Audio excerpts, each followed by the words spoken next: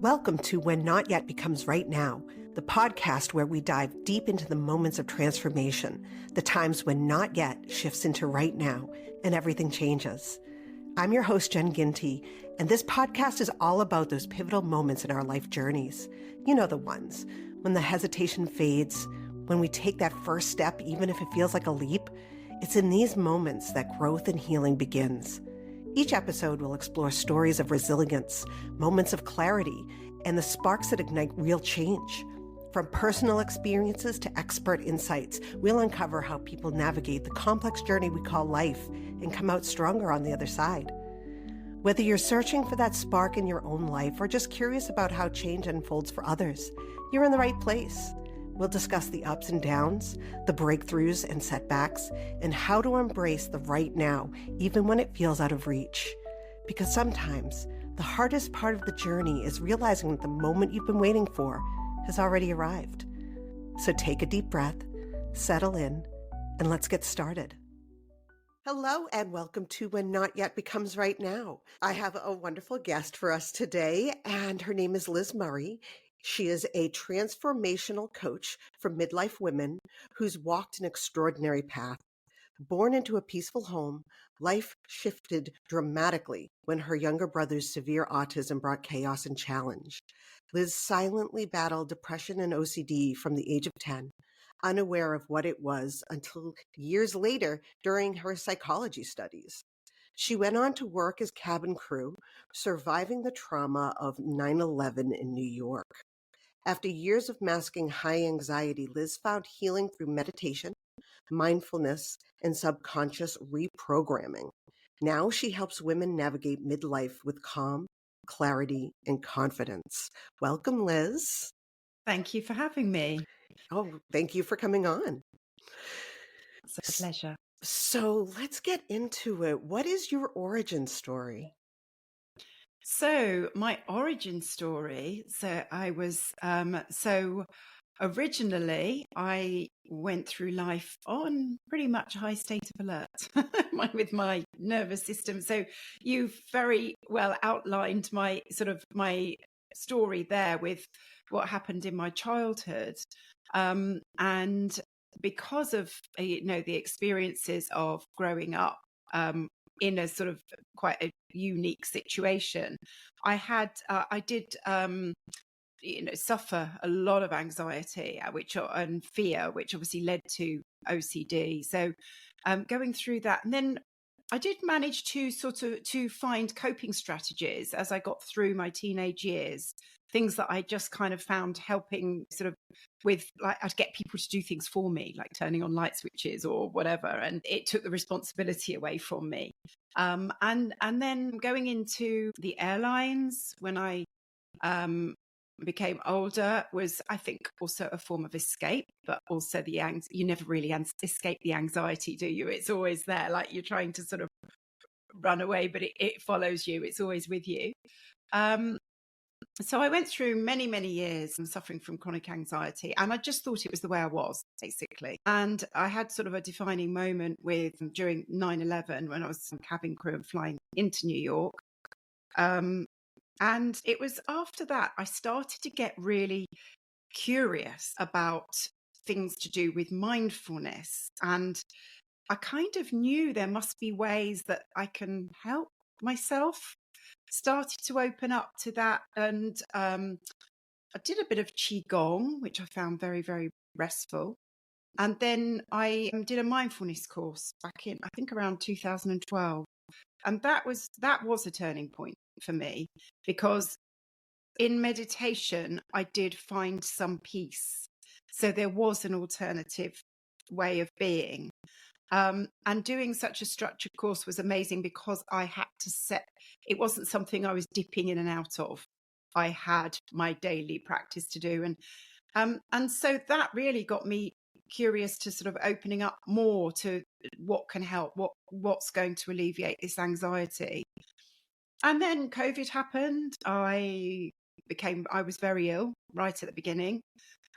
We had a number of things happen in our family, and it was a bit of okay, so I'm kind of existing now. I'm in a job that it was, I was an emotional support TA in a school, teaching assistant.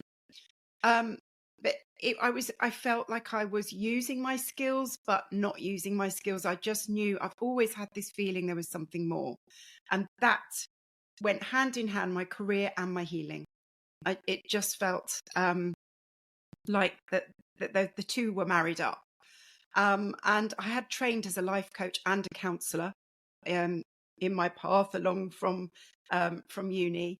And I realised that I wanted to go back to the coaching, but I was quite terrified to do that.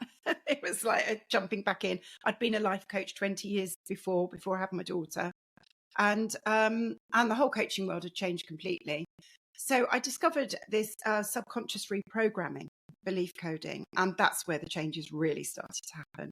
So I trained how to belief code on other people, but also on myself. And I had multiple sessions, and I realized a lot of this anxiety was lifting. I was starting to feel more confident. I was starting to feel that I can do this. I can launch this business and do the things that I want to do. So it was very much for me a bit of a metamorphosis in both how I was as a person, but also in my career too. So which has led me now to helping other women in midlife do exactly the same. Wow, yeah.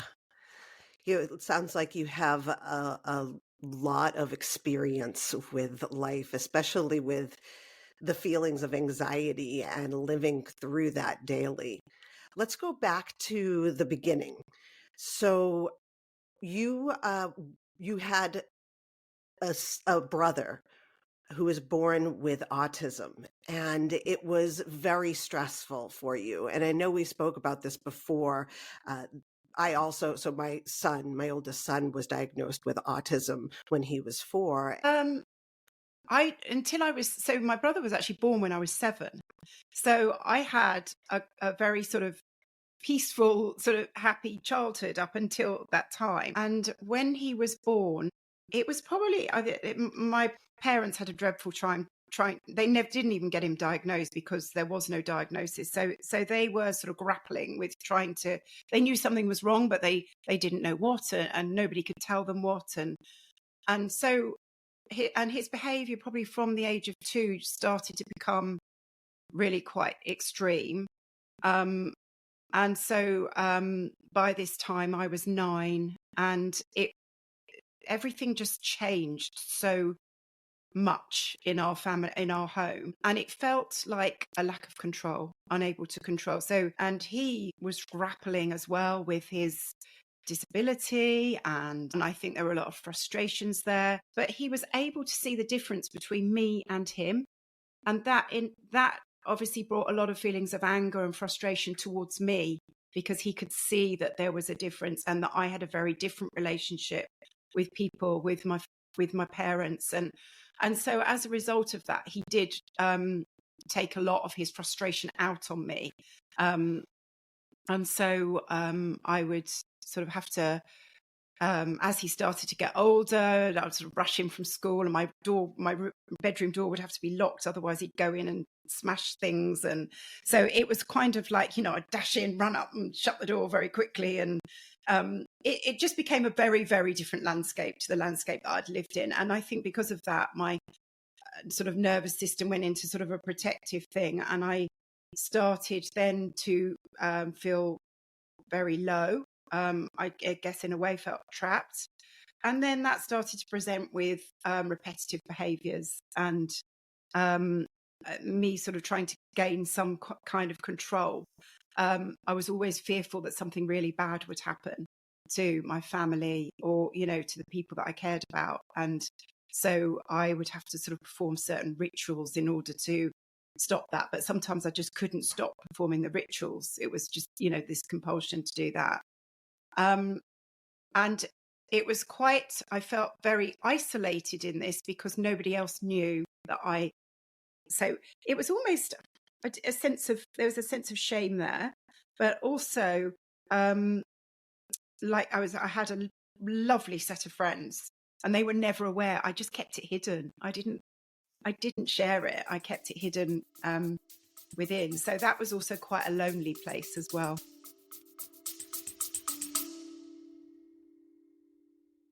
Little one learning to navigate their big emotions? Meet My Moody Monster, the pull apart buddy to help kids understand and manage their feelings. With its fun, interactive design, Moody turns tough feelings into teachable moments, giving your child a playful way to express themselves. Whether it's after a rough day or when those big frustrations hit, Moody is there to lend a hand. Perfect for calming down or even just a cuddle. My Moody Monster helps your child communicate their emotions while learning healthy coping skills. Go to mymoodymonster.com to learn about Moody today.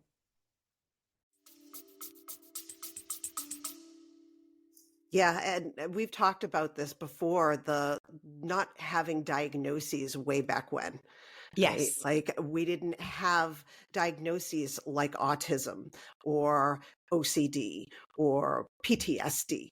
They just kind of, those were quirks that people Yes. had, right?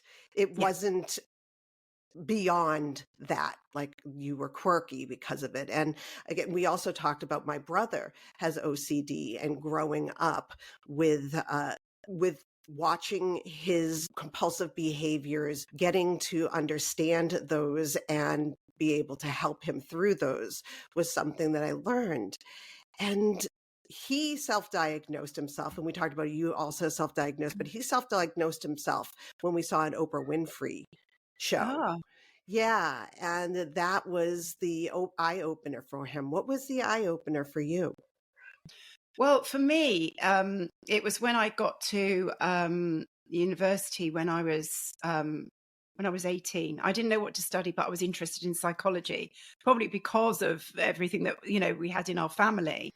And so I decided to study what I was interested in. So off I went, and one day I was sat in a lecture. It was a clinical psychologist giving the lecture, and it was on obsessive compulsive disorder. And he sat there describing his patients. And that was the moment the penny dropped, when I realized that that's what I've been suffering from all those years. It was kind of a bit of a big light bulb moment for me. And he also said that it was very difficult to cure.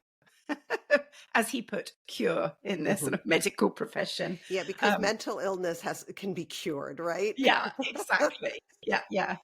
Um, and so I didn't really know what to do with that information. So again, I buried it. It was the kind of thing, the only thing I knew to do with it. So I had it there, but I just sort of buried it, and just carried on, really. But that was the moment I just really self-diagnosed myself. I think this gives an opportunity for us to tell people and educate people about what OCD is. Because I think a lot of people use the term very lightly for Yes. themselves when they are, kind of obsessive about being clean in the house. When Yeah. people tell me those kind of things, I'm like, you don't have OCD, you're just anal. Right? Yes. Like, Yeah. There's a but difference. right, there's a Yeah. huge difference. And Yeah. OCD can be paralyzing. Yes. Yeah. And it's not a choice. It's a compulsion. So it is. It's not like a choice to have a tidy house or a, you know, clean bathroom or whatever. It's not. That isn't. It's very much a set of compulsive behaviours that are driven by fear, and it's almost like, if it's the fear of, if you don't do those compulsive things, something bad will happen. And so it's really debilitating. And it can show up sort of for somebody all day, every day. It's something that's always there. So, yes, it's very different. And I do know that the term OCD does get bandied around quite lightheartedly um, these days, especially. But yeah, there's a very big difference between the two. Yeah. Yeah. It's like you said, debilitating at times. And if you do not understand the diagnosis, like being back when you first started having your symptoms, it can just continue to uh, build and build and get to Yes. a point of complete debilitation. Yes. Yes, exactly. And thankfully now there are so many ways that you can be helped. There's so much support out there now. Um, so which is fantastic. But back in those days there wasn't. It wasn't there. So if anybody does feel that they're in that situation, then 100% reach out for help, because it's there, Hmm. and the support's there. Yeah, I mean, they Yeah. have both. Uh, they have medication that works Yes. well with it. I know that my brother has a cocktail that he is able to, move around when he knows where he's at with his OCD. And then Yes. there are also, things like CBT that can Yes. really help. Do you use any kind of modalities to help you through? So for me now, I've got to a stage where it doesn't really affect my life, because I have done so much subconscious work. But I do know that when I start to feel anxious about something, because of the awareness that I've got about my triggers and all of sort of how I react, I can start to feel it creeping in. And at that point, I stop myself, and I could, because I can recognize at that very sort of that point where it's sort of that little, get it heading towards the tipping point, I can stop and I just regroup. And for me, it's about just reminding myself I'm safe, I'm safe, I'm safe, and just sort of going through that moment, um, just grounding myself. And then I will do a belief coding session on myself, a bit of EFT, um, which is amazing. So positive psychology techniques. I have a little sort of cocktail of things that I can use, to help me through. So it never actually escalates. It doesn't ever get past that sort of, that beginning stage for me That's now. wonderful. That's Yeah. incredible that you've been able to build this kind of internal support system for yourself. Yes. Yeah, it is. It's very freeing, and it also gives me confidence, to know that I can actually do that for myself. I can actually, you know, help myself and get move past any challenge that comes along. I know it may not be pleasant, but I know that I can manage it, and I can do it. That's wonderful. What made you decide to go into being a flight attendant? um I do think there's a part of running away, but there was also this desire to travel. So first of all, I was a flight attendant in the Middle East, and so I joined a large Middle Eastern airline, and I was sort of taken out with a bunch of other um, women in same age, and we just all became very close friends very quickly, because we were like each other's family. And we did have an absolutely fantastic time. I mean, that was it. But I think my actual choice to join was also, I had this real desire to travel and see the world. I'd had a very serious relationship, and there was something in me that wouldn't allow me to settle down. I just had this feeling I've got more to do. I just have more to do before and it was very strong, this feeling. So that's what I did. I went off. I spent 4 years in the Middle East and flew, and then came back and worked in the UK as a flight attendant for 12 years. So, and it only was going to be for a year. How things change. Yeah. Yeah. So it was that enjoyable for you.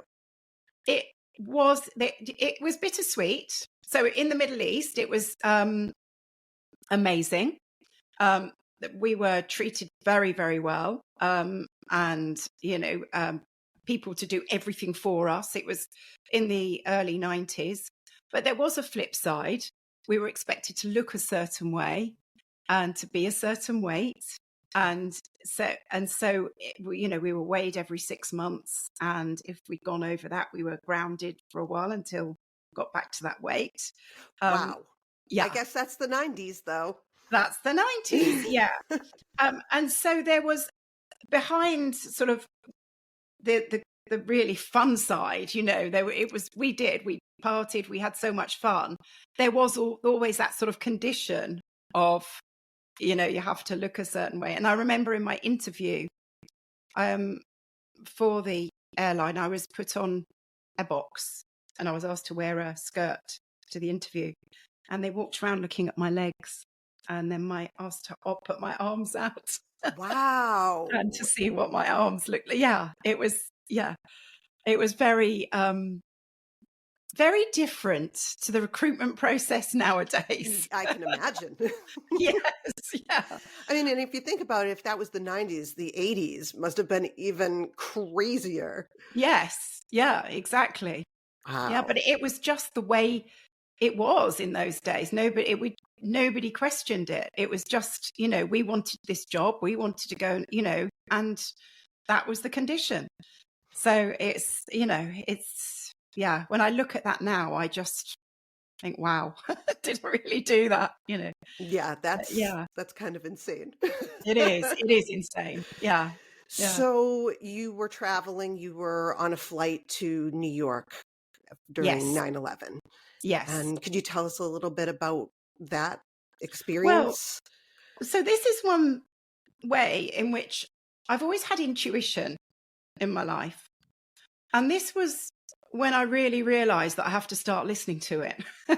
Because the night before, I was in a hotel room near Heathrow, London airport. And I knew that I was flying out early to New York the next day, but I had this really strong feeling that I couldn't go. And I was feeling very emotional about it.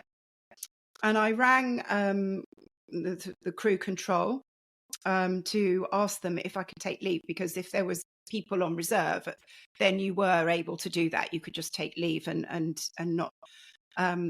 not do the flight. But they didn't. They said there was nobody else to cover it. So in which case I couldn't. So I said, okay, well, I'm going to go to sleep now, but if you just wake me up any time of the night, if somebody comes, because I really don't want to do this flight. I felt really emotional. I rang my mum. I said, I just can't go. And it was really strange because I had been flying for a long time. So it wasn't, it wasn't the flying. The job was sort of every day to me. And so the next morning, it was very early report. I went in again. I actually physically went in when I went to report for the flight and said, is there anyone else that can do this flight? Because I really don't want to go. And there wasn't. So I was, okay, fine. I will do it. So I went. I remember getting on the aircraft and calling my mum from the toilets. It was in the days of the very big clunky cell phones. Mm-hmm. And before takeoff, because you couldn't do that in the air, it was all very basic. I just quickly rang her and said, look, I'm okay. I'm fine. I'm going. And then off I went. And it was when we were descending into New York, we were on final descent. Just before that, the senior crew member had been called to the flight deck. Because of the particular words they used, we knew it was an emergency.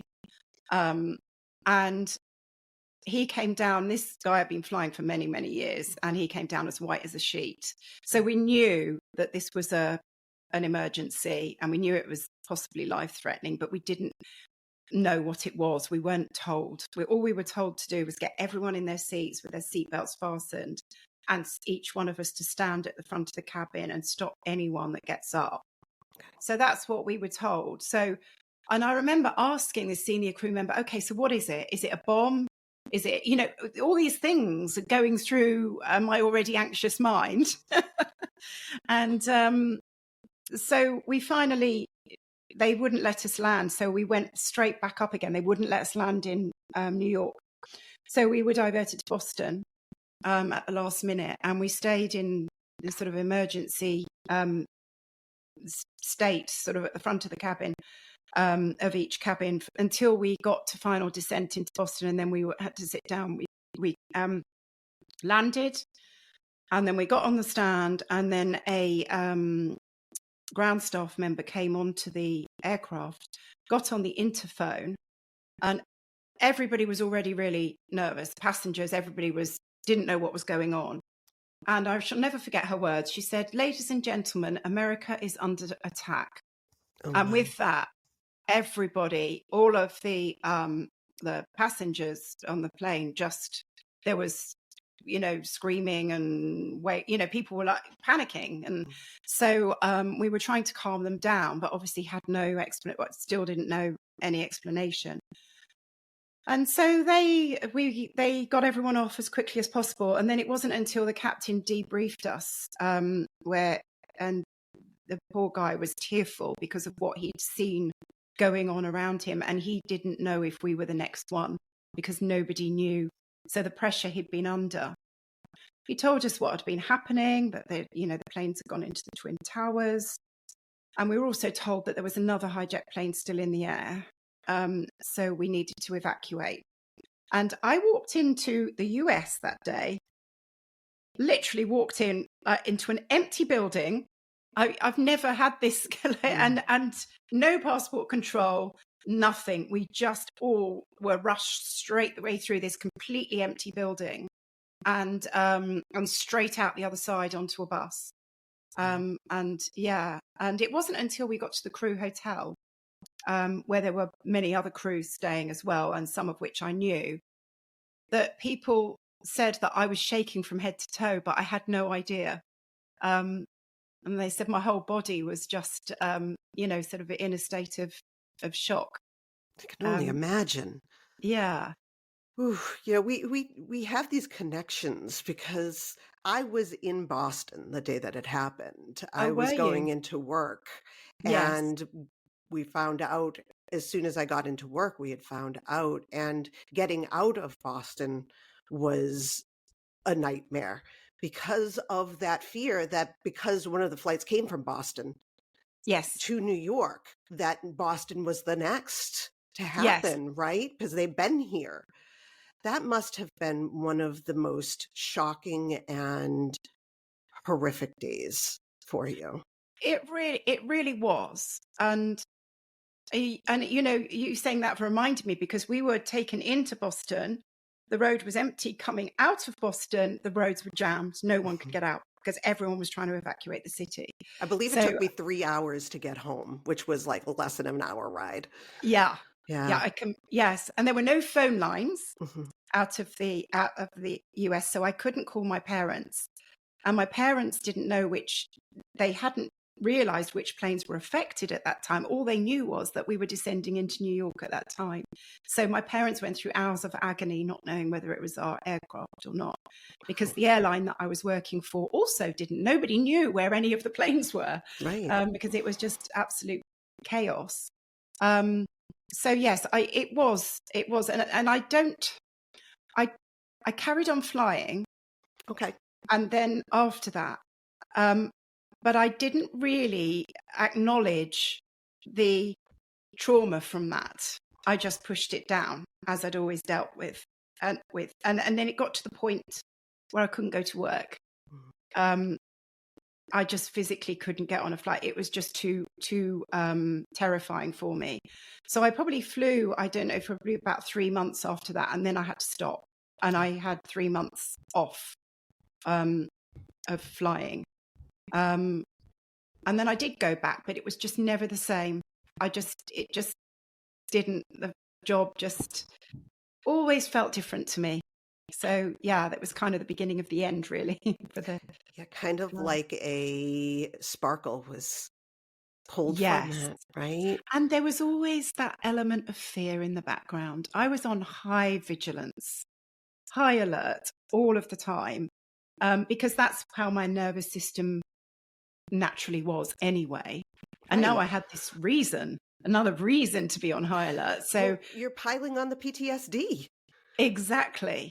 And I didn't give myself any credit for the fact that that's what I was suffering with. I saw my friends carrying on flying, and I looked at myself as if, why can't you do that? Why can't you just do what everyone else is doing? I felt like a failure. Like, why can't I? They've all got past this this threat. Why can't you? You know, that's what was going on in my mind. There was no sort of acceptance for the fact, or grace for myself for what I'd been through. Well, That was, you mentioned that you had felt shame around your mental health before Mhm. that. So again, piling on shame. Why can't I do what other people are doing? Yes, Right? exactly. Yeah. So is I that must when, be. right, Yeah. right. So is that when you decided to become a TA? No, Oh, actually, okay. it was at that point I whilst I've been working on the airlines, I've trained as a therapist, as a counselor. Oh, And when I left the airlines, I decided to train as a life coach, and we are going back now, sort of 2003. So the life coaching industry in the UK was very much in its infancy. mm, So I found the most comprehensive training that I could. And I did that until my daughter was born. So I was working with women to set up their own businesses. And I was really enjoying doing that. And then my daughter was born and I did it for a bit. And then I realized that actually I just want to be there for her. I just want to be a stay-at-home mum for a while. mhm. I did that and I really enjoyed that time. I felt privileged that I could do it, and it was a lovely time for me.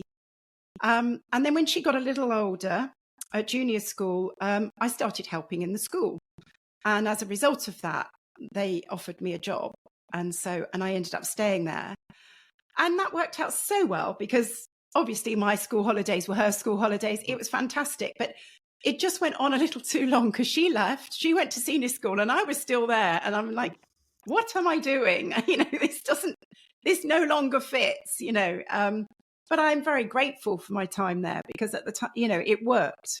It worked for some time. And I was able to I trained to, it was around as well when I was discovering mindfulness for myself. So I trained to teach mindfulness in schools. So I was running the Mindfulness in Schools project as well, for the children in the junior school, which I really enjoyed. And I just feel that that's so important these days if we can get our children young to be looking into mindfulness, using those tools, it's going to equip them just massively in the future. It's something that they can always use throughout their lives. So that felt great to be using that and to be helping those children. Oh, that's wonderful. Yes, I think we all need to be taught how to use mindfulness in our everyday lives. I think we'd all be a slightly, maybe a little bit less stressed, right? Yeah, absolutely. So you had Yeah. done the coaching for women and Yes, you had this hiatus I did. and then went A long back one. to it. What Yes. made you go back to it? Um, all through my life, I've always known there's something more. There's something more. And I hadn't yet found it. And I just knew that I loved the coaching, but there was something more to do with the coaching. It wasn't quite there. And I've seen a wonderful lady, spiritual healer, for 20 odd years now. So I guess she was also the beginning of me sort of opening up on healing journey because she's done so much for me. And it was around about this time I went to see her and I said, you know, I feel like I'd like to go back into coaching. And I think I'm going to do mindfulness coaching. And she said, yeah, this is what you are meant to do, but not the mindfulness. And I'm thinking, what do you mean not the mindfulness? You can't, you know, I felt a bit sort of, what do you mean it's not? She said, there's something else. And so I went away and a little bit later got introduced to the belief coding, the subconscious programming. And so I sent her a text and I said, I've seen this thing. Is this it? And she came back. She went, yes, that's it. And I was like, oh, fantastic. Oh, that's It's, awesome.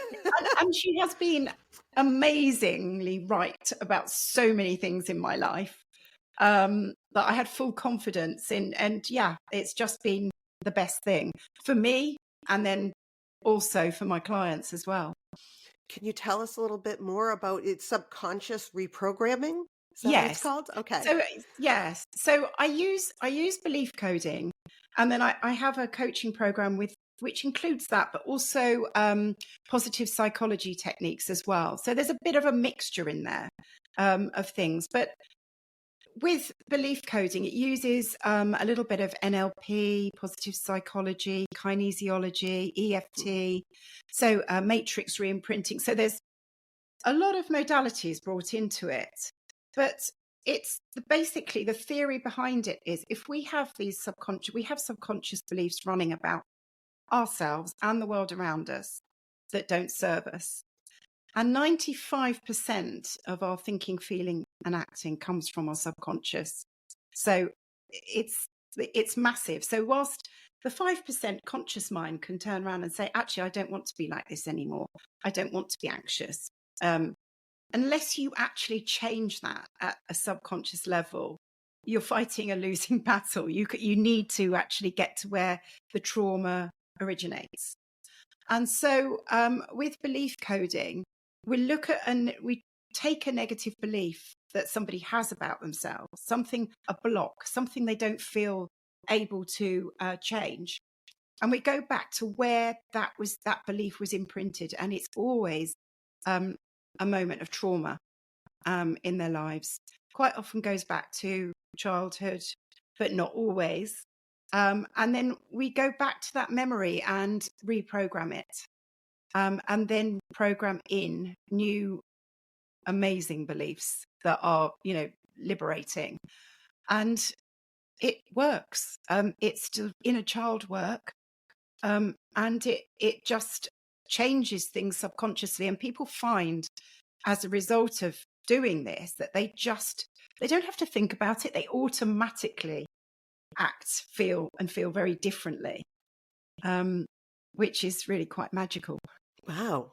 It sounds a little bit like, so I have a couple of different modalities I do with my therapist, including inner child work, internal family systems, but also EMDR.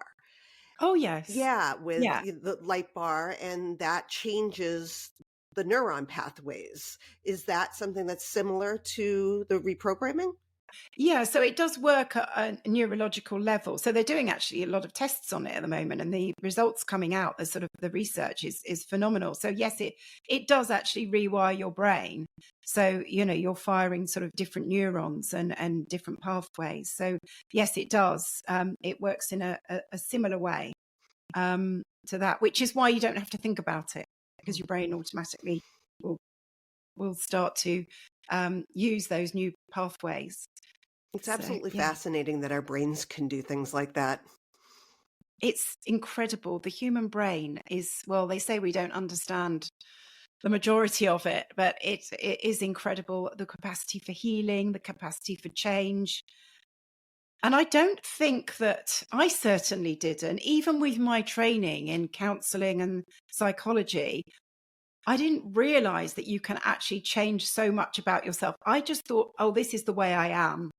But it just isn't the case. And I love being able to tell people that actually, no, you don't have to live like that. It's not who you are.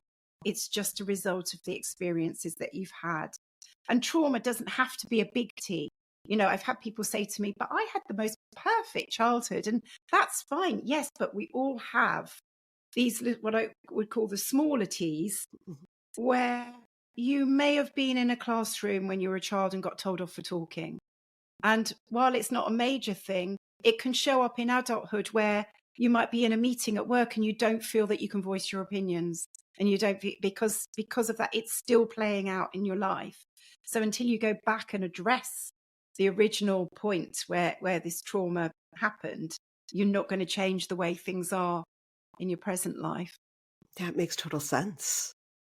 Yeah. And when you're dealing with complex trauma, how does that work with the modalities that you use? What is the way that you would go in? Let's say someone came to you with a very difficult trauma background in childhood, Uh-huh. and they understand it, recognize it, can maybe even remember parts of it. How would you start working with them? So what I would always start with is what is really uppermost in their mind at any one time. So at the beginning of, so we'll look at what their goals are before we start. We'll look at where they are now and where they want to be. And then we'll go on to when they start the first subconscious session with me, it's very much, what do you feel right now is the most pressing thing that we need to work on? And it's basically trusting the subconscious mind is going to take you to where you need to go, because it does have it will only ever allow you to go where it's safe to go. So it's very much sort of drilling back from what is the biggest discomfort on that day. And that's our starting point. And then we'll go to the next one. And it will present with what needs to be healed on that second session, and so on. And that is the best way, because I could sit there and say, oh, yes, we need to work on this or whatever. But actually, no, their subconscious will let them know what they need to work on. We need to go very much with where they are, meet them where they are on the day. So is this something that you feel is a long-term kind of modality? That when I talk to people and they ask me where I'm at in my healing journey, I usually say I'm in the middle. Yeah. And Yeah. 10 years from now, I'll probably be in the middle again, Yes. because there's a lot to unpack, but also we learn so much more about ourselves as we go along that healing journey. Do you think We that do. that's something that you continue to do with this modality? I certainly do personally. I have, I do sessions. I have sessions every week. I do like a reciprocal agreement with somebody else that does it. So we do sessions on each other each week. And I'm the same as you. I don't think you ever get to the destination, but it just gets better and better and better. And it's that old, the classic thing of peeling off the onion layers. And when you do peel off the outer layers, then the inner layers will present, and then the inner layers from that. And so I think there's something rather lovely about that. You never get to the end of the journey or to the center of the onion, but it's just so very rewarding, I think, to be in that process. Having said that, I do have clients come to me that might have a phobia, like a fear of flying, or fear of driving on the motorway or whatever. And with that, that's one thing that they want to fix. We can do that, and we can fix that. We can do that in one session, and then we've cleared that. But if somebody's coming to me for much broader issues, such as anxiety, overwhelm, then it is a process. And yeah, very much so. It's a voyage of discovery, which is, I think, always so rewarding. I agree. Absolutely. I think the voyage is the important part of it, and staying on that voyage, even when you feel like you can't be on the ocean that day Absolutely. or anything. It's worth it. There are those days, because Yeah, healing is not a linear process. never. There are those days where things go backwards, and it's just about recognizing and accepting that, and not feeling like you've lost something, or it's just about accepting and understanding how the healing process works. So yeah. Yeah. Well, tell us where we can find you. So I have a website, lizmurraycoaching.com. I'm also on Facebook and LinkedIn as Liz Murray. And I'm on Instagram as _Liz_Murray. Ah, wonderful. And that will all be in the show notes. Thank you. And I'd Well, also, if I'm able to mention, I yes. also have a book collaboration that has just come out on pre-order on Wednesday, and we've got to bestseller status on the Kindle edition, which I'm so excited about. And Congratulations. That's wonderful. thank you. Thank you. And it's in my chapter, there's 10 ladies that have each written a chapter on their healing journey through trauma. Oh, And I talk about the story in more detail that we've just spoken about today in that chapter.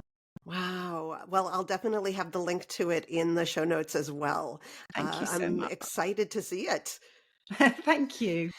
Well, thank you again for coming on the show. You are a wealth of information for all.